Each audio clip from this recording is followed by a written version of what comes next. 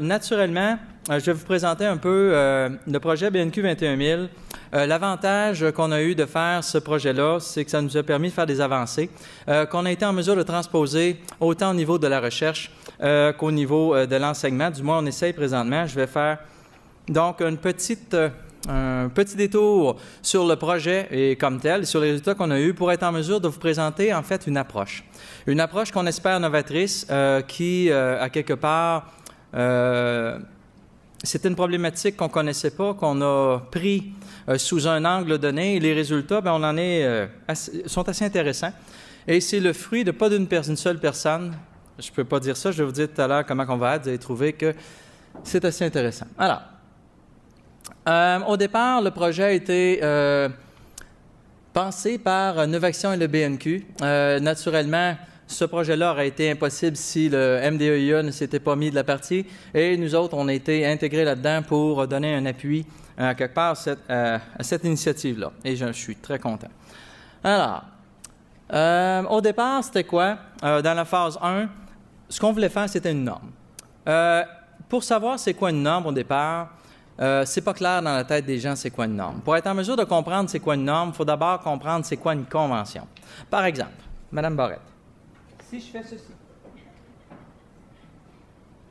Alors, ce qu'il faut comprendre dans une convention, c'est quand quelqu'un vous tend la main, vous allez tendre la main vous aussi. Est-ce que c'est écrit quelque part, ça? Pas du tout.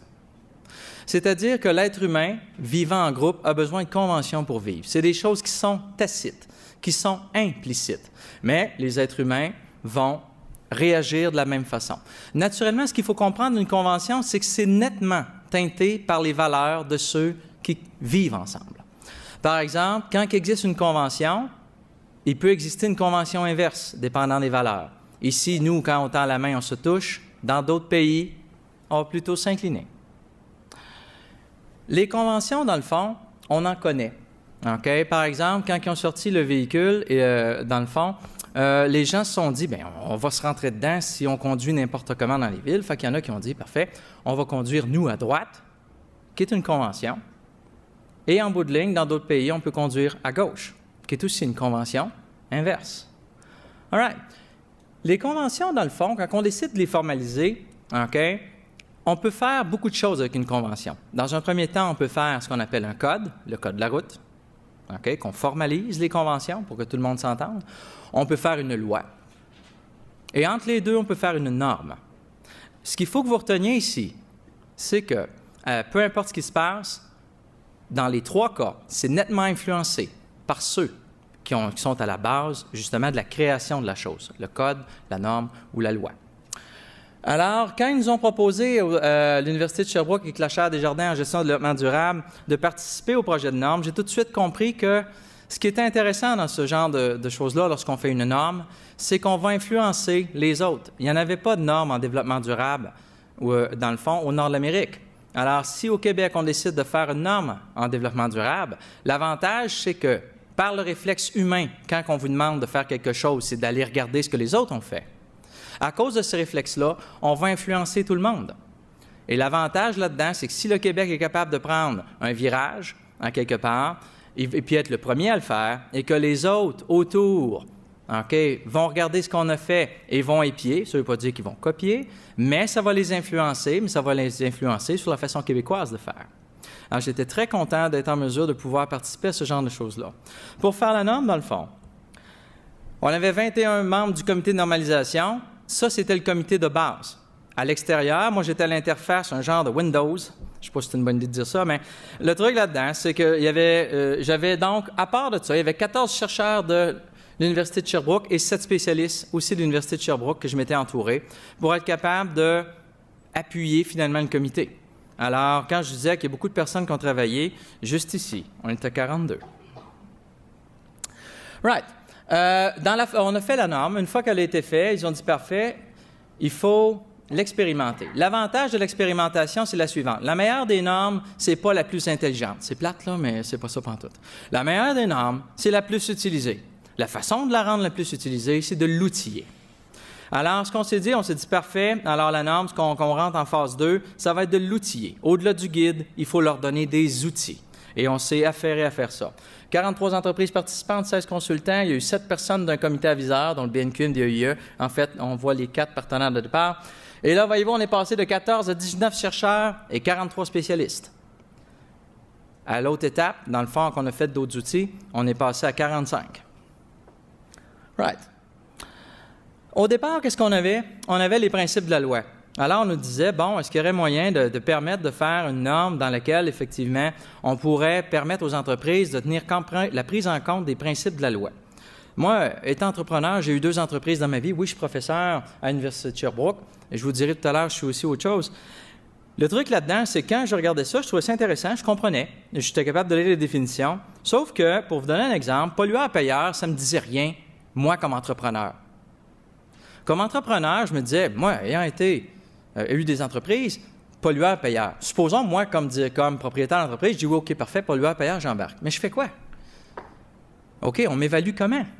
OK, je me dis, parfait, je vais me prendre, par exemple, une voiture électrique, je vais acheter ça, mais sauf que, à partir de quand je pollue? Je vais donner ça à qui? Est-ce que je vais être en contravention? Comment ça va aller? Donc, le truc là-dedans, c'est que c'était pas clair. Cependant, si on regarde à un niveau macroéconomique comme le gouvernement, c'est très clair. Quand on dit, par exemple, à quelqu'un au gouvernement, pollueur-payeur, bien, ça veut dire, OK, on va faire des lois, on va s'arranger pour être en mesure que celui qui pollue paye plus, à quelque part. Puis, donc, la mécanique est assez intéressante. Jusqu'à temps que je me rende compte que je travaille avec le SD 21 000 français qui était sur les enjeux de l'entreprise. Et là, je me disais, bon, bien là, mission, vision, valeur. Ça me parle, moi, comme entrepreneur. C'est-à-dire que si je veux mettre le développement durable dans mon entreprise, il va falloir que je parle de mission, vision, valeur. Il faut le rentrer dedans. La stratégie, si ta stratégie ne tient pas compte du développement durable, tu fais une stratégie qui n'a rien à voir avec le développement durable, si tu ne l'intègres pas dedans, le développement durable, dans ta stratégie, tu vas juste faire du greenwashing. C'est ça que tu vas faire. OK? Et ainsi de suite.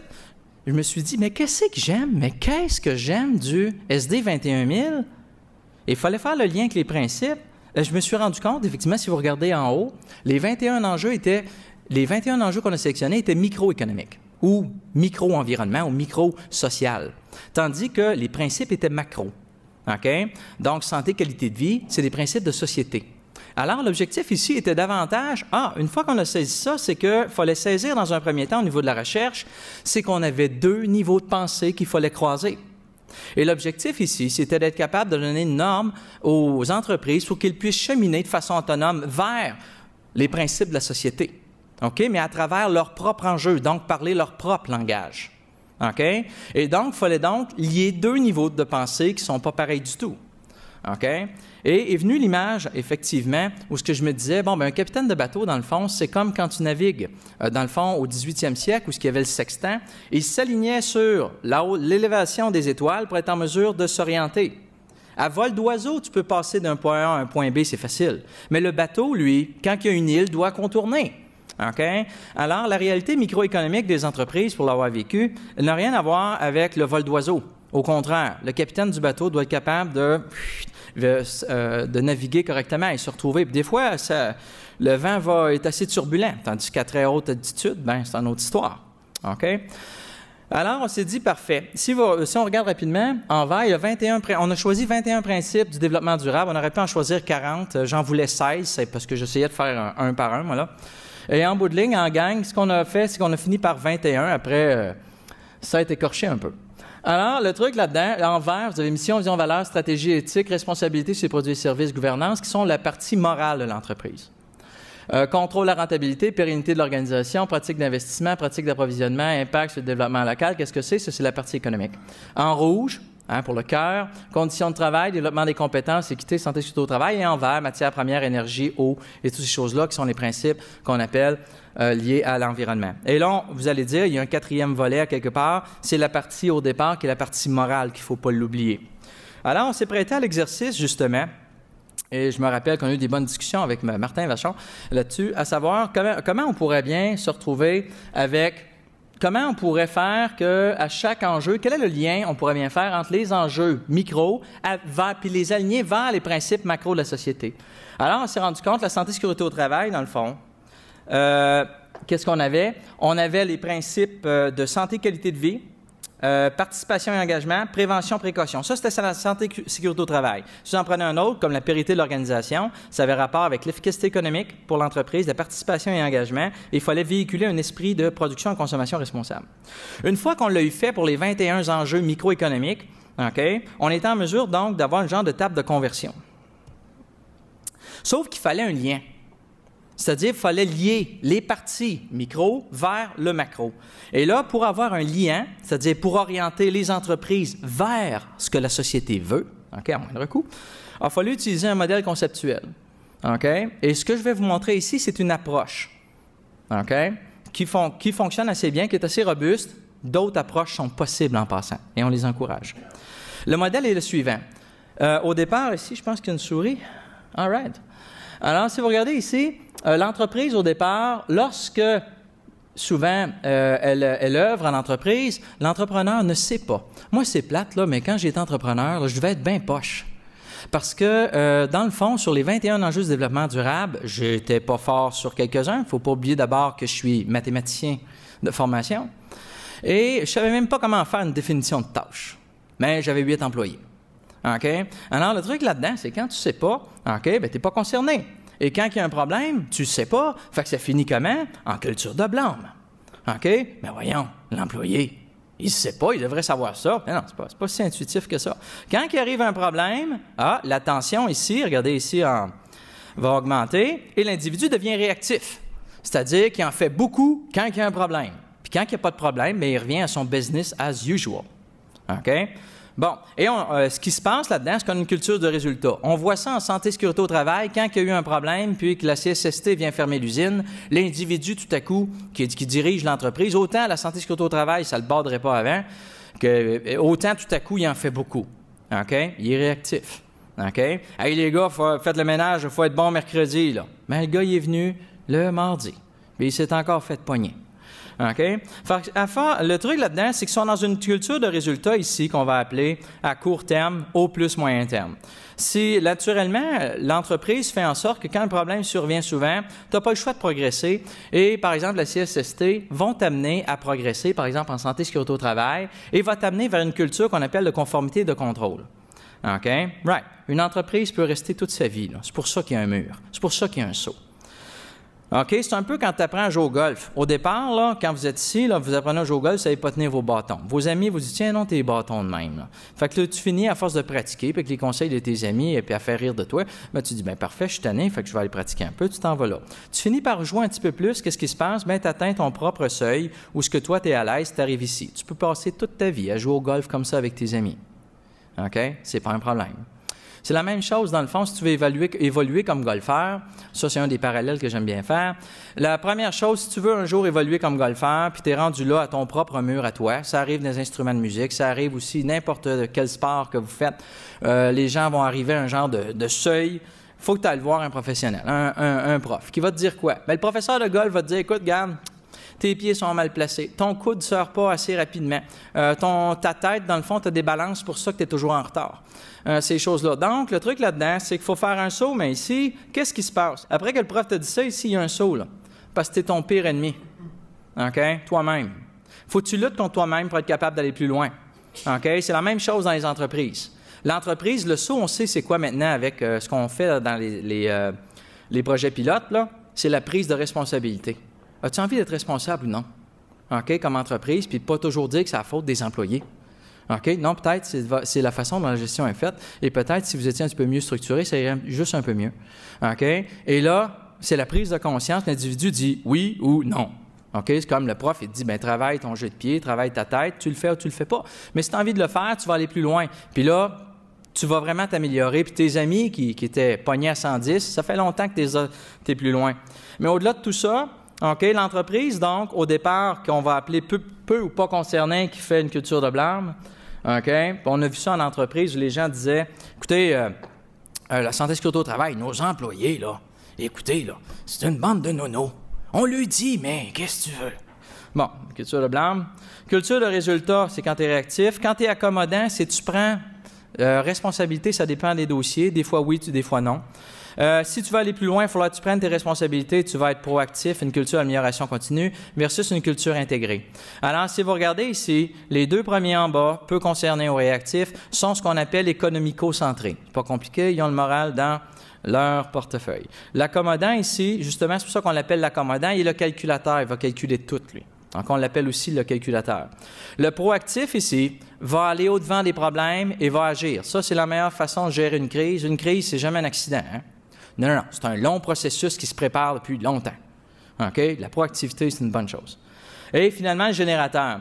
Maintenant, si on revient ici, donc les deux premiers sont économico-centrés, celui du centre est légalo-centré, c'est-à-dire que je respecte la loi, mais jamais plus. Justement, si ce n'est pas demandé, on l'a vu même les étudiants ce matin, on parlait des étudiants, si ce n'est pas exigé, alors pourquoi je le ferais? Okay? Alors, pour sortir de l'accommodant, il faut que tu sortes du légalo-centré et vouloir faire un petit peu autre chose. Finalement, dans le proactif, tu vas être partie prenante interne centrée. Tu vas apprendre à faire confiance à tes employés. Je vais vous montrer tout à l'heure que le projet nous a permis d'être capable d'apprendre à faire des pratiques de gestion en développement durable. Okay? C'est pour ça que je vous amène sur ce chemin-là, parce que j'en ai besoin, vous puissiez me suivre ensuite sur éventuellement d'autres choses. Et finalement, le générateur, à la fin, il est partie prenante externe centrée. Il va commencer à faire un paquet de belles choses avec ses fournisseurs et ces choses-là. Et même, il se tourne vers la société, il va être transparent et ça va être vraiment bien. OK? Right. On a publié une étude au Québec présentement. Le Québec, si on regarde ça pour ce qui est de l'ensemble du Québec, se situe environ entre réactif et accommodant. Right. Une fois qu'on a compris ça, alors on est capable de comprendre le lien. Regardez ici. Peu concerné, réactif, accommodant, proactif, générateur. Bon, ayant 21 enjeux, moi, en tant que mathématicien, j'avais 21 trous. Hey, ça, c'est de l'incompétence solide. OK? Right. Sauf que j'avais d'excellents collègues. Alors, comme disaient mes personnes, les gens, c'était important d'être capable de travailler. Alors, j'ai ramassé un collègue ou deux par enjeu et je leur ai dit, écoutez-moi bien, l'important là-dedans, c'est pour faire la grille pour le BNQ 21000, ça va être capable de produire un petit texte en tout chacun, niveau 1, 2, 3, 4, on ne dit pas c'est quoi, nous autres, on le sait, et il faut que tu fasses rayonner. Plus tu avances dans les niveaux en fonction de la taxonomie, plus il faut que tu fasses rayonner, par exemple ici, pour cet enjeu-là, qui est celui de la pérennité de l'organisation, il faut que tu fasses rayonner l'efficacité économique, participation et engagement, production et consommation responsable. Et là, vous allez voir, plus on va avancer, plus on va capturer les principes de la loi. Alors, le premier, c'est quoi? L'organisation ne dispose pas de stratégie adaptée. En fait, il n'y a rien. Le niveau 2, le réactif, la structure de capital de l'organisation est présentement défavorable. Il lui interdit d'envisager de nouveaux investissements à court terme. OK? Lui, dans le fond, il court après les problèmes. Niveau 3, regardez bien, on va capturer l'efficacité économique. OK? Right. L'organisation dispose d'une structure de capital lui permettant d'envisager le renouvellement de ses équipements. Peux-tu te renouveler au moins tes équipements? Donc, on vient de capturer le principe D de la loi. En niveau 4, l'organisation dispose d'une structure de capital permettant d'envisager les nouveaux leviers de croissance. Elle intègre les préoccupations des parties prenantes. All right. On vient d'intégrer participation et engagement. Et au niveau 5, c'est production et consommation responsable. Alors, l'entreprise, qu'elle est amenée à faire, on l'a fait pour chacun des enjeux. Et les professeurs devaient capturer, plus ça allait, les principes de la loi. Donc, l'entreprise était donc amenée à, pour chacun des enjeux, encercler où elle était rendue. Règle générale, ça joue à plus ou moins 1. C'est-à-dire que si tu es niveau 3 quelque part, ça peut être niveau 4 ailleurs, puis niveau 2 ailleurs, et ça dépend nettement de la formation des individus. OK? Donc, voilà. Les gens en environnement vont péter les scores en environnement, mais ailleurs, ça risque d'aller un peu moins bien, inversement pour d'autres affaires. Ça dépend de toi, comment tu es formé, ce qui est important pour toi. Naturellement, après avoir fait ça, on note ça, c'est l'annexe D de la norme BNQ 21000 qui vous donne un état des lieux dans un premier temps, puis c'est un outil de formation assez puissant, merci. Là, on m'a dit, Jean, c'est bien le fun de tout ça, il faut aussi que tu formes les consultants qui vont travailler là-dessus. Je dis, ah oui? J'ai été recogné voir mes professeurs pour voir ce que ça disait. Et naturellement, ça a été mobilisateur. Les gens se sont mobilisés autour du projet. Ils se sont dit, parfait. Par exemple, pour quelqu'un qui est réactif, OK, en santé, sécurité au travail, OK, dans la petite boîte que là, c'est ce qui va apparaître dans le livre plus tôt. Puis c'est un des outils, il y a des parties là-dedans qui sont des outils de la boîte à outils qui vont être disponibles gratuitement à toutes les entreprises qui veulent avancer. Donc, regardez bien. En 1, petit en haut, je vous lis rapidement. C'est quoi les activités qu'il faut que tu mettes en place de perfectionner quand tu es réactif en santé sécurité au travail? Mais commence donc de faire des inspections préventives. Disponibilité des EPI. Ça, c'est les casques, les lunettes, les gants, les bottes. En dessous, regardez une deuxième catégorie, des mesures. Pour faire un mini tableau de bord, qu'est-ce que ça prendrait? Fréquence des lésions, Gravité des lésions, par exemple, le nombre de jours perdus, c'est une façon de voir la gravité des lésions, ainsi de suite. Petit tableau de bord de base, là, pour les nuls. Là. OK?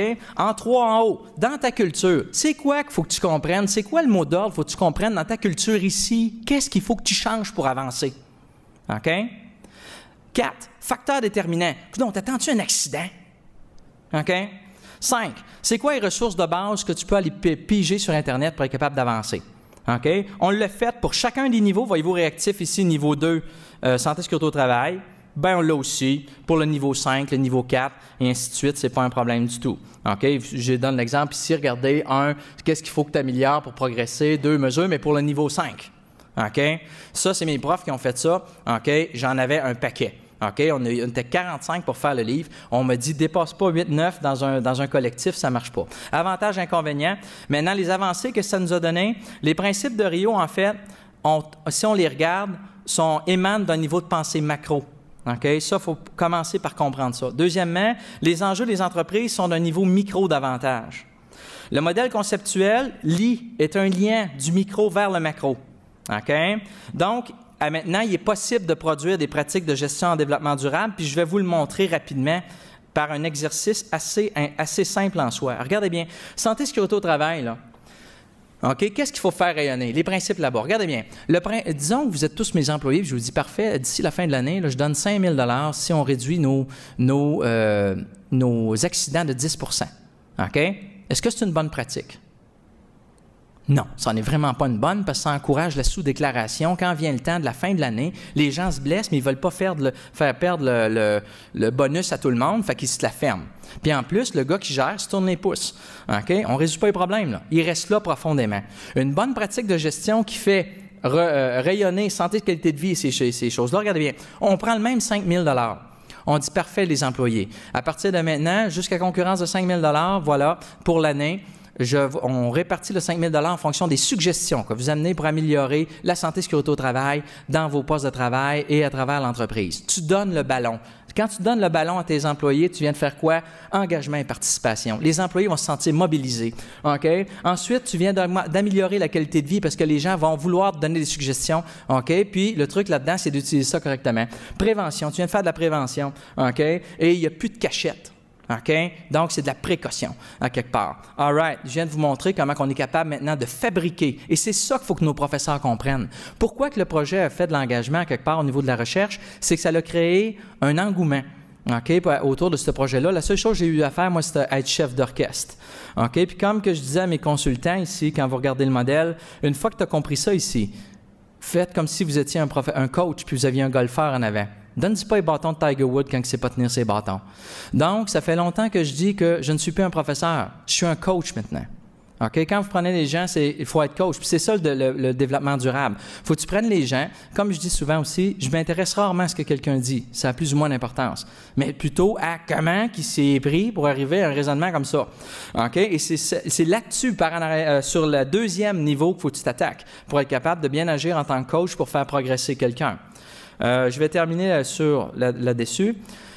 Le référentiel, à quoi il sert? Il y en a qui me disent le ISO 26000, c'est correct. À quoi il sert le BNQ 21000? Je vais vous le dire. Le référentiel contribue à diminuer le décalage qui existe entre ceux qui rédigent les lois, les légalistes, ceux qui les appliquent, okay, comme les gens au ministère, et les entreprises. Okay? Ça sert à ça, parce que le micro et le macro, maintenant, tout le monde se comprenne. Et ça, c'est une des histoires de Rio plus 20 qu'il y avait.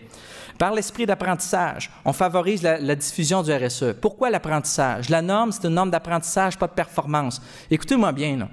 Un parent qui aime ses enfants, est-ce que je vais dire de lui qu'il est performant? Ça n'a rien à voir. On va plutôt se poser la question comment on veut se comporter. Puis c'est une norme qui cherche à améliorer, du moins on l'espère, OK, on fait ce pari-là, de changer les comportements des gens. Peut-on voir la vie un peu autrement? OK? Puis comme je disais, on aligne les entreprises vers la société, OK? Puis est facilement transposable dans d'autres pays. Parce que tout ce que ça prend, c'est que chaque pays se vote des principes, se vote des enjeux et se donne un lien, OK? Qui est un modèle, qui n'est pas obligé d'être le mien du tout. L'approche les problèmes qu'on a dans ce genre d'affaires-là, ça fait une percée. Maintenant, on a une meilleure idée pour arriver. L'approche dépend du fait de vouloir une loi. Au Québec, on a juste 16 principes alors qu'il y en avait 27 au départ. Et naturellement, ça dépend aussi de mon modèle. Du modèle, par exemple, c'est nettement teinté par le modèle qui est en arrière pour gérer les grades. Juste pour vous dire, la loi, c'est le plus beau cadeau que le Québec s'est donné.